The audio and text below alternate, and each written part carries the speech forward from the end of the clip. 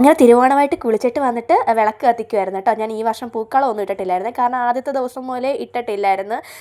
ഓണമൊന്നും ആഘോഷിക്കണ്ട, ഞാനും കുഞ്ഞും മാത്രം ഉള്ളതുകൊണ്ട് ഭയങ്കര സങ്കടമാണ്. എന്തായാലും തിരുവോണം പിന്നെ നമ്മൾ കുറച്ച് ചോറും കറിയൊക്കെ വെക്കാമെന്ന് വിചാരിച്ചു. കുഞ്ഞിനാണെങ്കിലും അതൊക്കെ അറിയണമല്ലോ. പിന്നെ കുഞ്ഞിനായാലും ഇത് ഭയങ്കര ഇഷ്ടമാണ് ഇങ്ങനെ ഓരോന്നൊക്കെ സെലിബ്രേറ്റ് ചെയ്യാൻ. പിന്നെ അവന് വാഴയിലൊക്കെ അത് ചോറിനൊക്കെ ഭയങ്കര ഇഷ്ടമാണ്. അപ്പോൾ കുറച്ച് ദിവസം കൊണ്ട് എന്നോട് പറയുന്നുണ്ടായിരുന്നു. അന്നേരം ഇന്നലത്തെ വീഡിയോയിൽ കണ്ടാൽ അറിയാലോ വാഴയില വെട്ടാനൊക്കെ അവൻ എൻ്റെ കൂടെ വന്നതൊക്കെ. അങ്ങനെ രാത്രി തന്നെ പച്ചക്കറിയൊക്കെ കുറച്ച് അരിഞ്ഞ് വെച്ചിട്ടുണ്ടായിരുന്നു കേട്ടോ.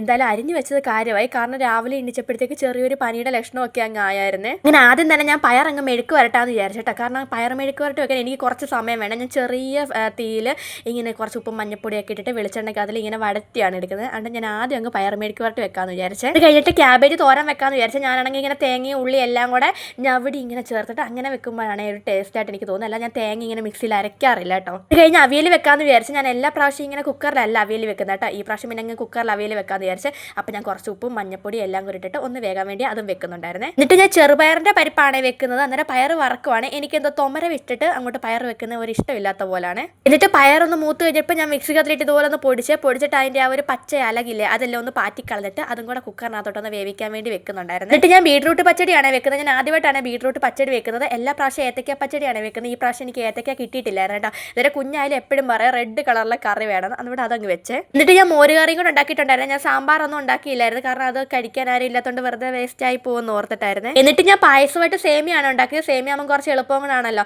പിന്നെ ഞാൻ എല്ലാ പ്രാവശ്യം അപ്പുറം ഇപ്പുറം ഒക്കെ ഉള്ളവരെ വിളിച്ചിട്ട് സദ്യ കൊടുക്കുന്നതാണ്. ഈ പ്രാവശ്യം ഞാൻ അങ്ങനെ കൊടുത്തിട്ടില്ല. അപ്പം കുറച്ച് പായസം ഉണ്ടാക്കി കൊടുക്കാമെന്ന് വിചാരിച്ചിട്ടുണ്ടായിരുന്നു. എന്നിട്ട് പിന്നെ ഞങ്ങൾ സദ്യ കഴിക്കാനിരുന്ന് അവിയലും പയറുമെഴുക്കുവരട്ടി ഇഞ്ചി അച്ചാറും തോരനും പപ്പടവും പരിപ്പും പിന്നെ എന്തായിരുന്നു പച്ചടി എല്ലാം ഉണ്ടായിരുന്നു. പിന്നെ അനിയത്തിയും വന്നിട്ടുണ്ടായിരുന്നു. അവൾ ഹോസ്റ്റലിലോട്ട് മാറിയിട്ടുണ്ടായിരുന്നു കേട്ടോ. പിന്നെ ഞങ്ങൾ ഭഗവാൻ ആദ്യം ചോറ് വെച്ചിട്ടുണ്ടായിരുന്നു. അത് കഴിഞ്ഞിട്ടാണ് ഞങ്ങൾ കഴിക്കാൻ വേണ്ടിയിട്ട് ഇരുന്നത്.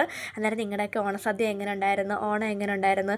എനിക്കാണ് ഓണമായിട്ട് പനിയും പിടിച്ചിട്ടുണ്ടായിരുന്നു കേട്ടോ. അന്നേരം അടുത്ത വീഡിയോയിൽ കാണാവേ. ബൈ.